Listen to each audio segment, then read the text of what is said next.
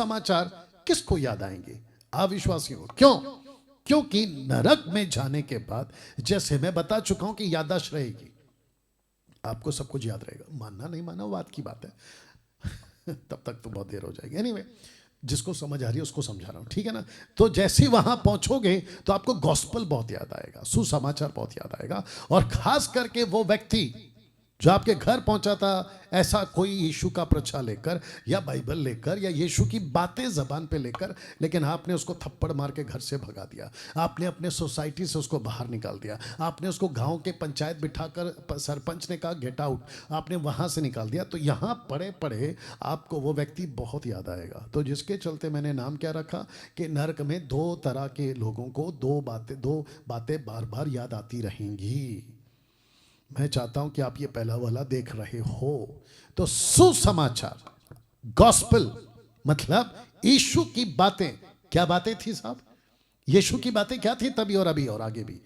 यीशु जीवन देता है, यीशु पाप क्षमा करता है, आपके ऊपर जो बंधन है उसको निकालता है, पूर्वजों का श्राप निकालता है। आपको इस प्लेनेट पर किसी भी प्रकार से शैतानी, जादू टोना, भूत प्रेत, ऐसी किसी बातों से नहीं डरना है, ऐसी बातें सिखाता है। और क्या कहता है? फॉलो मी, मेरे पीछे चलो, मैं जैसा कहता वैसे करो, दैट्स इट। आप अनिल हो, शर्मा हो, कपिल हो, कुमार हो, सलमान हो, सलीम हो, आप यहूदी हो, पारसी हो, आदिवासी हो, इससे कोई फर्क नहीं पड़ता। आप जो धर्म है, आपका नाम है, वही रहेगा, कुछ नहीं बदलेगा। आपका कपड़ा, आपका कल्चर, आपका खान पान, कुछ नहीं बदलेगा। अगर बदलेगा तो एक ही चीज बदलेगा, आपका जीवन, आपका जीवन, दैट्स इट। तो यहां पड़े पड़े आपको ये बातें याद आएंगी। यार काश मैं सुन लेता। ये एक ऐसी घटना थी जिसको मैं भी बोलने जा रहा हूं, हालांकि मैंने नहीं रखा यहां पे। एक ऐसी घटना थी, ईसा मसीह ने अपने जीवन काल में ये बात को कहा था। उन्होंने कहा था कि एक धनवान था और एक लाजर नाम का गरीब था। दोनों के दोनों एक ही साथ रहते थे पृथ्वी पर। बस फर्क इतना था कि राजा महल में था धनवान, और जो गरीब लाजर था वो उसके चौखट पे पड़ा रहता था, भाई खाना दे दो, खाना दे दो, खाना दे दो। दोनों मर गए। धनवान पहुंचा नरक में, लाजर पहुंचा यानी गरीब पहुंचा स्वर्ग में। वहां से, कहां से? नरक से। नरक से इसने याद किया, बोला अरे ये तो वो आदमी है जो मेरे चौखट पे बैठा रहता था, जिसको मैं खाना तक नहीं पूछता था, ये वो आदमी है। मेहरबानी करके अब्राहम जी जो स्वर्ग में बैठे थे उनको भेज दो। किसको? लाजर को। याददाश्त है, आंखें दिखती हैं, कान सुनते हैं। अब्राहम ने कहा नहीं आ सकता, उसने सुना। तो याददाश्त भी है, आंखें भी हैं, कान भी हैं, सब कुछ है। कहता है अपनी उंगली, तो उंगली भी है, जीभ, मेरे जीभ को ठंडा करो, तो जबान भी है। ये सच है साहब। तो यहां पढ़े पढ़े आपको याद आएगा, काश मैं सुन लेता। ये जो शब्द है ना काश, ये आपको बहुत भारी पड़ेगा यहां पे। अगर मैंने सुन लिया होता ना, अगर यहां भारी पड़ेगा आपको।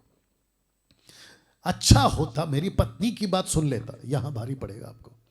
अच्छा होता मेरे पति का बात सुन ली थी, यहां भारी पड़ेगा आपको। अच्छा होता बच्चों का बात सुन लिया होता, यहां भारी पड़ेगा। अच्छा होता माँ बाप का बात सुन लिया होता, यहां भारी पड़ेगा। अच्छा होता भाई का, बहन का बात सुन लिया होता। अच्छा होता चर्च के पास्टर का जो सही है बात सुन लिया होता। अच्छा होता पड़ोसी जो मसीह था उसका बात सुन ले, यहां भारी पड़ेगा सब आपको।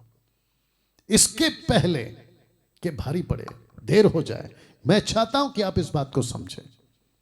जी हां, आप समझें इस बात को। यहां आपको बहुत याद आएगा। मैं फिर कहता हूं, बहुत ध्यान से सुनिए, यहां कोई नेता याद नहीं आएगा, यहां कोई नेता का भाषण याद नहीं आएगा, यहां आपको कोई शाहरुख खान एक्टर या फिल्म एक्टर्स की बातें याद नहीं आएगी, यहां पर आपको कोई चंदा मामा की कहानी याद नहीं आएगी, यहां पर आपको किसी की कविता याद नहीं आएगी, यहां पर आपको वर्शिप का गाना याद नहीं आएगा, यहां पे आपको किसी भी प्रकार की बातें याद नहीं आएगी सिवाय एक, और वो है सुसमाचार।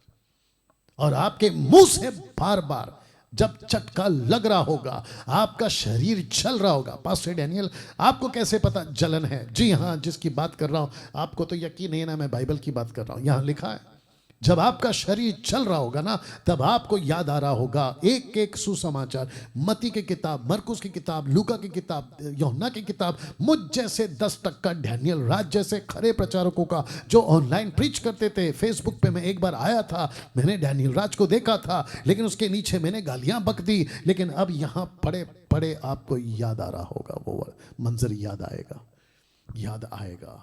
अगर बच गए तो ठीक है, नहीं तो गई भैंस पानी में। कैसा लग रहा है दोस्तों? मेरी प्रार्थना है आज इन बातों को सुनने के बाद, आज रात जब आप अपना सर तकिए पे रखें तो आपको ये बातें बेचैन करें, और आपको तब तक बेचैन करें जब तक ये पुस्तक आपके मोबाइल पे डाउनलोड करके आप पढ़ नहीं लेते। मैं चाहता हूं कि आपको एक और बात बताऊं। आज का जो जनरेशन है ना साहब, जवान युगों का जनरेशन, 18 साल का लड़का, 18 साल की लड़की, या उसके बाद के या उसके पहले के ये जो यंग जनरेशन है ना, इनके अंदर एक अच्छी बात पाई जा रही है। वो अच्छी बात क्या है पता है? अब ये पढ़ लिख रहे हैं, ये एजुकेट हो रहे हैं, इनकी जो नॉलेज है ना वो अब बढ़ रही है। एक ऐसा टाइम था या एक ऐसा दौर था, मेरे टाइम का दौर बता लीजिए, जब मैं था, मेरे माँ बाप के पास में इतने पैसे नहीं थे कि वो मुझे पढ़ा लिखा के अव्वल दर्जे का आदमी बना दे, ना ही उनके टाइम पर ऐसा अवसर था। गांधी जी ने कहा कि अगर भारत देखना है तो गांव में जाकर देखो। तो आपको बता दूं कि आज से 50-60 साल पहले गांव, जो कि हर चीज में अव्वल था, लेकिन स्कूल के मामले में, एजुकेशन के मामले में अभी हुई है साहब तरक्की, तो अभी हो रही है तरक्की। मैं नहीं कहता कि उस टाइम के लोग पढ़े लिखे नहीं थे, लेकिन जिस दर्जे में आज है ना, उस कंपेयर में, उस दौर के दरमियान आज इतना ज्यादा है कि मैं खुशी है उस बात की। एजुकेट हो रहे। क्यों मैंने ये बात को क्यों निकाला? क्योंकि आज आपके पास में बहुत सारा साधन है। आपके हाथ में एक डब्बा है जिसको कहते हैं मोबाइल, सेल फोन। उसमें गूगल है, उसमें यूट्यूब है, उसमें बहुत सारा जरिया है। जरा पता तो लगाओ ना हिस्ट्री को। यूं ही बकवास करने से नहीं होगा साहब, आपको पता लगाना बहुत जरूरी है कि इतिहास है क्या। तो मैं चैलेंज देता हूं, अभी जितने मुझे सुन रहे हैं ना, मैं उन सभी को चैलेंज देता हूं, तो जाओ ना बाइबल के इतिहास में। आप तो पढ़े लिखे जनरेशन है, अभी आप जाइए ना, पता लगाइए ईसा मसीह कहां से आए, ईसा मसीह का वंशज क्या था, ईसा मसीह की जीनोलॉजी क्या थी, जरा पता लगाइए ना। कब, कहां, किसने क्या बोला, कौन सा नबी था। बादशाह सिकंदर खुद ईसा मसीह को जानते थे। उन दिनों के दौर की बात कर रहा हूं। एक नबी था, उसका नाम था दानियल, उसके दरमियान ये किताब लिखी गई थी।